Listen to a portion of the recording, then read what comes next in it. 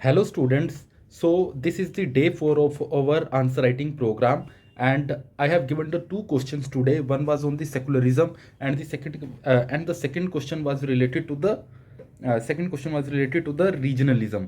ठीक है, सो सेकुलरिज्म और रीजनलिज्म दो टॉपिक थे, तो दो पे मैंने क्वेश्चन दिए थे, तो हम डिस्कस करते हैं पहला क्वेश्चन कि how the Indian concept of secularism is different from the western model of secularism. ये बहुत ही सिंपल और सीधा क्वेश्चन था, यूपीएससी में आया हुआ क्वेश्चन है और मैंने तो बेसिकली इसके अंदर ये इंपॉर्टेंट होता है कि आप कंटेंट को कितना लिख रहे हो, कितना एनरिच लिख रहे हो और किस तरह से लिख रहे हो। ठीक है, सो सबसे पहले तो हम डेफिनेशन ऑफ सेकुलरिज्म के ऊपर आएंगे। हमें बताना है कि सेकुलरिज्म किस तरह से वेस्टर्न मॉडल और इंडियन मॉडल अलग है। तो डेफिनेशन तो कीवर्ड की हो जाएगी सेकुलरिज्म की, तो हम इतने में डेफिनेशन लिखेंगे कि secularism is an ideology that emphasis on the separation of the religion and the state, neutrality of the government with respect to the religious beliefs।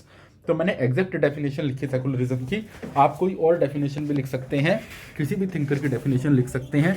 ठीक है, फिर मैंने थोड़ा सा मेंशन कर दिया कि 42nd कॉन्स्टिट्यूशनल अमेंडमेंट एक्ट ने सेकुलर वर्ड हमारे प्रेम्बल के अंदर ऐड किया था, तो ये मेरी इंट्रोडक्शन हो गई। तो ठीक है, उसके बाद हम मेन बॉडी के ऊपर आ जाएंगे। अब हमें सारा पेज जो 1.5 पेज है वो इसी को दिखाना है कि किस तरह से जो हमारा मॉडल ऑफ सेकुलरिज्म है वो वेस्टर्न मॉडल ऑफ सेकुलरिज्म से अलग है। तो मैं यहाँ पे एक हेडिंग बनाऊंगा, how the Indian model of secularism is different from the western concept of secularism. और मैं बेसिकली जब आपको डिफरेंसेस दिखाने हो ना दो चीज़ों के बीच में, तो ये लाइन मार के दिखाने चाहिए। मैंने एक तरफ लिख दिया वेस्टर्न और एक तरफ लिख दिया मैंने इंडियन सेकुलरिज्म। तो इसके अंदर वेस्टर्न के अंदर पहला आ गया कि जो स्टेट है ना, state is separate from the functioning of all religious institutions and the groups. कि वेस्टर्न के अंदर क्या होता है कि स्टेट सेपरेट होता है सारे रिलीजियस इंस्टीट्यूशन और उनके ग्रुप्स की फंक्शनिंग से। बट इंडिया के अंदर स्टेट जो होता है वो न्यूट्रल होता है, बट वो सेपरेट नहीं होता। मतलब अगर जरूरत पड़ेगी ना तो वो इंटरफियर कर सकता है रिलीजियस मैटर्स के अंदर, यानी वो एडमिनिस्ट्रेशन देख सकता है किसी भी रिलीजियस इंस्टीट्यूशन का, जैसे हम वक्फ बोर्ड की बात करते हैं।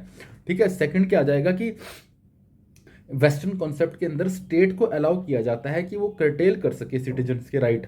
ठीक है, अगर जो रिलीजन उनका हिंडर कर रहा है स्टेट के फंक्शंस, फॉर एग्जांपल हिजाब के ऊपर बैन लगा दिया गया था। ठीक है, देन इंडिया के केस में क्या है कि सेकुलरिज्म के अंदर पॉजिटिव रिलेशन है स्टेट और रिलीजन के बीच में। जो स्टेट है वो एक तरह से प्रमोट करता है रिलीजन को। ठीक है, then western concept does not believe in the open display of religion except for the place of worship. कि वेस्टर्न कॉन्सेप्ट आपके ओपन डिस्प्ले ऑफ रिलीजन जो होता है ना उसको क्या बोलते हैं कि प्रमोट नहीं करता कि आप कहीं पे भी कुछ भी प्रार्थना करने लग जाएं। आपको प्लेस ऑफ वर्शिप के ऊपर ही वर्शिप करनी होगी। इंडिया की तरह नहीं है कि आप सड़कों के ऊपर खड़े होकर कुछ भी करने लग जाएं। देन इंडिया के अंदर क्या है, all the expression manifested equally with the support from the religion. तो इस तरह से इंडिया अलग है। देन नेक्स्ट पॉइंट होता है कि इंडिया के वेस्टर्न कॉन्सेप्ट में क्या है कि there is a clear distinction between the state and the religion, but India के केस में कोई भी क्लियर डिस्टिंक्शन नहीं है। देन पांचवा पार्ट आ जाता है कि पांचवें पार्ट के अंदर क्या है कि जो concept western model of secularism का कॉन्सेप्ट 17th सेंचुरी में फ्रेंच रेवोल्यूशन के टाइम आया था, बट इंडिया के अंदर क्या है ये एंशियंट और मेडिवल टाइम से प्रेजेंट है। जैसे अकबर ने जो सुख एक कुल रिलीजन चलाया था वो एक तरह से सेकुलरिज्म का ही, एक तरह से सेकुलरिज्म ही था वो। फिर हम छठे पॉइंट के ऊपर आ जाते हैं कि स्टेट जो होता है ना, वेस्टर्न मॉडल ऑफ सेकुलरिज्म में स्टेट किसी भी तरह की एड नहीं दे सकता रिलीजियस इंस्टीट्यूशंस को, बट इंडिया के केस में स्टेट फाइनेंशियल एड दे सकता है रिलीजियंस को। फिर सातवां पॉइंट आ गया कि जो वेस्टर्न मॉडल ऑफ सेकुलरिज्म है उसके अंदर सिंगल यूनिफॉर्म सिविल लॉ होगा जो सारे रिलीजियस कम्युनिटी को एप्लीकेबल होगा। मतलब आप किसी भी रिलीजन के हो आपको एक ही लॉ फॉलो करना पड़ेगा, बट इंडिया के अंदर पर्सनल लॉज होते हैं मैरिज और प्रॉपर्टी के रिगार्डिंग डिफरेंट कम्युनिटीज के लिए। तो ये एक डिफरेंस हो गया। देन वेस्टर्न मॉडल जो होता है, वेस्टर्न मॉडल के अंदर सिर्फ इंडिविजुअल रिलीजियस राइट्स है ना, कि हर एक व्यक्ति के राइट्स हैं, उनके ऊपर ज़्यादा ध्यान दिया जाता है रिलीजियन राइट्स को प्रोटेक्ट करने में। बट इंडिया के अंदर क्या है कि इंडिविजुअल और कम्युनिटी दोनों राइट्स को वैल्यू दी जाती है कि दोनों को प्रोटेक्ट करना है। जैसे आर्टिकल 25-26 है, 25 में तो आप कम्युनिटी राइट प्रोटेक्ट करते हैं, 26 में इंडिविजुअल रिलीजियस राइट प्रोटेक्ट करते हैं। तो इतना लिखने के बाद हमारे पास कंक्लूजन का इतना ही पेज बचा, तो मैं कंक्लूजन थोड़ा सा कुछ उसमें करंट ऐड करने की कोशिश करूंगा, कुछ करंट रेलेवेंस डालने की कोशिश करूंगा, और मुझे ये भी ध्यान रखना है कि ये 5 से 6 लाइन्स तक ही जाए। तो अब इसके अंदर मैं क्या लिखूंगा कि जो मैं थोड़ा सा बनाऊंगा कि जो वेस्टर्न कॉन्सेप्ट ऑफ सेकुलरिज्म है ना, वो इंडिया से पॉजिटिव सेकुलरिज्म सीख सकता है, ताकि वो भी प्रमोट करे अपने देश में डाइवर्सिटी और माइनॉरिटी राइट्स को प्रोटेक्ट करे। कि western concept of the secularism can learn the positive secularism to promote the diversity and protect the minority rights, and moreover the doctrine of the essentiality propounded by the Supreme Court in the Shriur Mutt case, ये मैंने secularism से related चीज डाल दी जो current में थी, should be practised in case of Indian secularism. कि भाई इंडियन सेकुलरिज्म की जब हम बात करते हैं तो कई बार ऐसा हो जाता है कि कौन सी प्रैक्टिस हम अलाउ करें रिलीजन में, कौन सी ना करें, तो उसमें डॉक्ट्राइन ऑफ एसेंशियलिटी का यूज करना चाहिए जो सुप्रीम कोर्ट ने दिया था। जैसे सुप्रीम कोर्ट ने बोला था कि भाई ट्रिपल तलाक जो है ना वो एसेंशियल प्रैक्टिस नहीं है रिलीजन की, तो इसको हम अबॉलिश कर सकते हैं। ठीक है, then we come to the second question. तो सेकंड क्वेश्चन भी एक अच्छा क्वेश्चन है, ये 15 मार्कर क्वेश्चन था, हमें 3 पेजेस में लिखना है। तो ये क्वेश्चन था कि रीजनलिज्म का बेसिस क्या है। देखो पहला पार्ट तो ये है कि what is the basis of regionalism. दूसरा पार्ट है क्या unequal distribution of benefit of development से रीजनलिज्म बढ़ रहा है।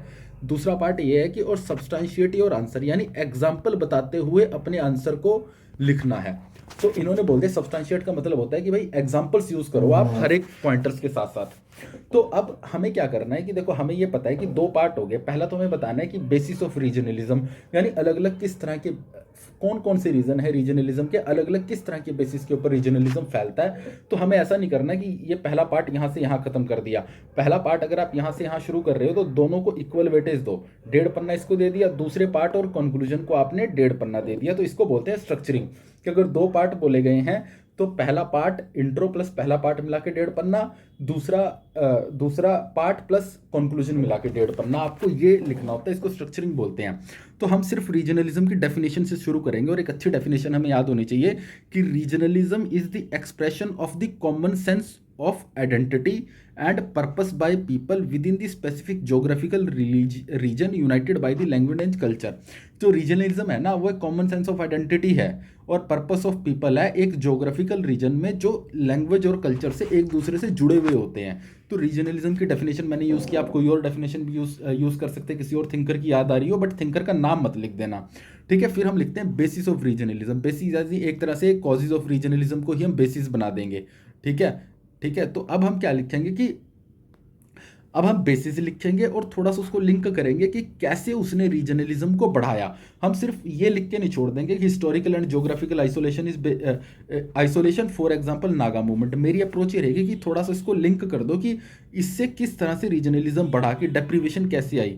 तो हम लिखेंगे कि भाई इसके अलग अलग पॉइंट्स हो जाएंगे। ठीक है, अब आप देखो कि रीजनलिज्म कैसे फैलता है। तो मैंने एकदम अपने दिमाग में सोचा कि भाई हिस्टोरिकल और ज्योग्राफिकल आइसोलेशन से, कि जैसे सेंट्रल इंडिया हो गया या नॉर्थ ईस्ट हो गया, एथनिक सोलिडारिटी, अगर ट्राइबल हैं वो एक दूसरे के साथ इकट्ठा रहते हैं तो उनको एथनिक सोलिडारिटी बोलते हैं, तो उससे फैलेगा। ठीक है, उसके बाद क्या है, अगर आप अपनी आइडियोलॉजी को इम्पोज कर दोगे दूसरे पे तो उससे फैलेगा।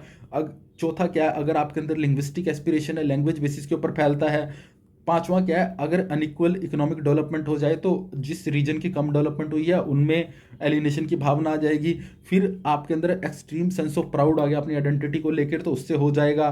फिर वाटर डिस्प्यूट भी कई बार रीजनलिज्म में तब्दील हो जाते हैं, और अगर आप एक रिलीजियस आइडेंटिटी पे बहुत ज़्यादा फोकस करते हैं तो वो भी रीजनलिज्म को बढ़ा देता है। बस इन पॉइंट्स को अब हमें प्रेजेंट करना है एग्जाम्पल के साथ। तो पहला पॉइंट आ गया कि historical and the geographical isolation hinder the amalgamation with the national identity. तो आइसोलेशन जो होती है ना वो नेशनल आइडेंटिटी के साथ आपके जुड़ाव को रोकती है। इससे क्या होता है, रीजनलिज्म बढ़ता है, जैसे नागा मूवमेंट हो गया। दूसरा क्या हो गया कि जो एथनिक सोलिडारिटी होती है ना ट्राइबल्स के अंदर, और उसके साथ जब सेंस ऑफ डेप्रीवेशन मिल जाता है तो उससे रीजनल फीलिंग आ जाती है। जैसे झारखंड मूवमेंट के केस में हुआ कि भाई झारखंड के अंदर बिहार के साथ था, बट झारखंड और पूर होता गया, वहाँ सारे ट्राइबल्स थे, तो वो ट्राइबल आइडेंटिटी ने उनको जोड़ा और उनको डेप्रीवेशन की फील हुई और उन्होंने एक मूवमेंट खड़ा कर दिया। ठीक है, फिर क्या आ गया, imposition of ideology promote the regionalism, कि अगर आपकी एक पर्टिकुलर आइडियोलॉजी आप दूसरे रीजन के ऊपर उसे थोपेंगे तो ऑब्वियसली दूसरा रीजन उसमें गुस्सा आएगा और उसमें रीजनलिज्म बढ़ेगा। जैसे द्रविड़ा नाडु है साउथ इंडिया में, वो मूवमेंट तब पैदा हुई थी जब हिंदी को इम्पोज किया गया था 1965 में। ठीक है, उसके बाद तीसरा पॉइंट आ गया कि जो लिंग्विस्टिक एस्पिरेशन और एक्सप्रेशन होते हैं ना एथनिसिटी के, कि अगर आप लिंग्विस्टिक एस्पिरेशन है आपको, आपकी अलग एथनिसिटी है, तब भी आपके अंदर रीजनलिज्म बढ़ेगा। जैसे आप गोरखालैंड है बंगाल बंगाल के अंदर, वहाँ गोरखा लोग रहते हैं, उनकी लैंग्वेज भी अलग है और वो डोमिनेशन ऑफ बंगला में नहीं रहना चाहते, तो एक पॉइंटर ये हो गया। Then we come to the next point कि जो अनइक्वल इकोनॉमिक डेवलपमेंट है ना, वो भी सेंस ऑफ एलिनेशन बढ़ाती है और उससे रीजनलिज्म बढ़ता है। जैसे तेलंगाना का केस हो गया, जो तेलंगाना है वो था तो हमारे आंध्रा का ही पार्ट, बट तेलंगाना डेवलप नहीं था, तो उन्होंने अलग से रीजनलिज्म हुआ और स्टेट की डिमांड कर रही। अब स्टेट की डिमांड की, ऐसे ही महाराष्ट्र के अंदर विदर्भा हो गया कि विदर्भा के अंदर पानी नहीं है, फसलें नहीं होती हैं, ध्यान यहाँ पे सरकार दे नहीं रही है, तो यहाँ पे रीजनलिज्म की फील आ गई। फिर क्या हो गया कि अगर आपके अंदर एक्सट्रीम सेंस ऑफ प्राउड आ जाए ना अपनी आइडेंटिटी को लेके, जैसे सन ऑफ सॉइल कॉन्सेप्ट है महाराष्ट्र का, तो उससे भी रीजनलिज्म बढ़ता है। ठीक है, फिर क्या होता है कि कभी कभी कुछ ऐसे इश्यूज होते हैं कि अगर उन इश्यूज की वजह से दो स्टेट्स के बीच में डिस्प्यूट बढ़ता जाए तो वो भी रीजनलिज्म को बढ़ा देगा। जैसे वाटर डिस्प्यूट जो है ना, वो रीजनल फीलिंग को बढ़ाते हैं। जैसे कावेरी का डिस्प्यूट है नीचे, कावेरी डिस्प्यूट की वजह से क्या हुआ, कर्नाटक और तमिलनाडु के बीच में रीजनलिज्म बढ़ गया। ठीक है, और उसके बाद क्या होता है कि अगर आप एक पर्टिकुलर रीजन के अंदर एक पर्टिकुलर रिलीजियस आइडेंटिटी के लोग रहते हैं और वो रिलीजियस आइडेंटिटी के लोग इस रिलीजन को बेस बना के ऑटोनॉमी डिमांड करने लग जाए, तो उससे भी रीजनलिज्म बढ़ेगा। जैसे खालिस्तान मूवमेंट की बात कर रहे हैं हम। ठीक है, now we come to the how the unequal distribution of the development promoting the regionalism, कि अनइक्वल डिस्ट्रीब्यूशन किस तरह से रीजनलिज्म को प्रमोट करता है कि डेवलपमेंट। तो अब हमें ना डेवलपमेंट से रिलेटेड ही पॉइंट लिखने हैं इसके अंदर। ठीक है, अब डेवलपमेंट किस तरह की होती है, डेवलपमेंट होती है इकोनॉमिक डेवलपमेंट होती है, सोशल डेवलपमेंट होती है। तो सिर्फ इकोनॉमिक पे नहीं रहना, आप थोड़ा सा सोशल डेवलपमेंट भी दिखा दो किसी पॉइंटर के अंदर। तो अब मैंने सबसे पहला क्या लिखा कि अगर concentration of industry in a particular region, अगर किसी पर्टिकुलर रीजन के अंदर इंडस्ट्रीज कंसंट्रेट हो जाएंगी ना, तो उससे क्या क्या होगा। एक रीजन जिसके अंदर इंडस्ट्री कंसंट्रेट हो रही है तो उससे प्रोस्पेरिटी आएगी उस रीजन के अंदर, एक सेंस ऑफ प्राउड आएगा, जैसे महाराष्ट्र, और रीजनलिज्म बढ़ जाएगा। बट दूसरा एरिया जहां इंडस्ट्रीज नहीं आई है वो डिप्राइव्ड फील करेगा और वहां भी रीजनलिज्म बढ़ेगा, जैसे सेंट्रल इंडिया हो गया इंडिया का। ठीक है, तो आपने इंडस्ट्री किसी एरिया में बढ़ने और घटने के दोनों तरीके से रीजनलिज्म दिखा दिया।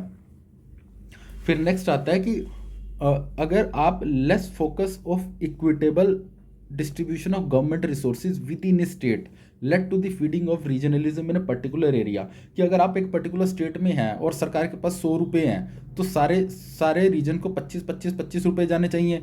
ठीक है, बट अगर एक पर्टिकुलर एरिया को आपने 5 रुपये दे दिए, ठीक है, तो उससे क्या होगा, इस एरिया के अंदर फीलिंग ऑफ एलिनेशन आएगी और रीजनलिज्म बढ़ जाएगा। जैसे विदर्भा हो गया महाराष्ट्र में, तेलंगाना अलग से स्टेट बन गया था आंध्रा से। फिर क्या हो जाएगा कि लैक ऑफ बेसिक फैसिलिटीज़, कि अगर किसी पर्टिकुलर एरिया के अंदर बेसिक फैसिलिटीज़ है, अब ये सोशल डेवलपमेंट का हिस्सा मैंने लिख दिया यहाँ पे, क्योंकि डेवलपमेंट सिर्फ इकोनॉमिक डेवलपमेंट थोड़ी है, सोशल डेवलपमेंट भी है। कि अगर किसी पर्टिकुलर एरिया में बेसिक फैसिलिटीज़ की कमी है, जैसे एजुकेशन और हेल्थ की है, तो उससे भी डेप्रीवेशन बढ़ेगा और रीजनलिज्म बढ़ेगा, जैसे सेंट्रल इंडियन ट्राइबल एरियाज हो गए। उसके बाद क्या हो गया कि अगर आपका किसी एरिया में पूर इंफ्रास्ट्रक्चर डेवलपमेंट है तो उस एरिया की इनएक्सेसिबिलिटी बढ़ जाएगी, तो उससे क्या होगा कि रीजनलिज्म की भावनाएं और स्ट्रॉन्ग हो जाएंगी इस एरिया में, जैसे ग्रेटर नागालैंड मूवमेंट है नॉर्थ ईस्ट के अंदर।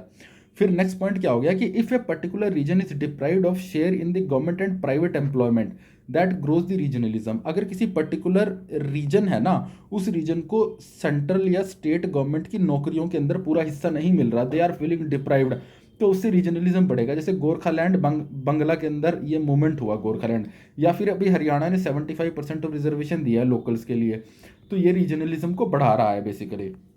Then we come to the next point.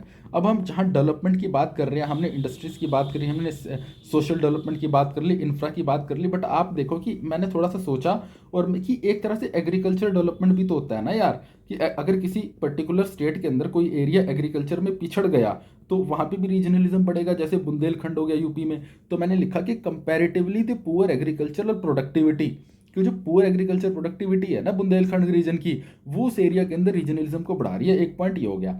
अब मेरे पास सिर्फ इतना स्पेस बचा है, मैं इसमें कंक्लूड करूंगा, मुझे ये नहीं करना मैं यहाँ से कंक्लूजन शुरू कर दूंगा।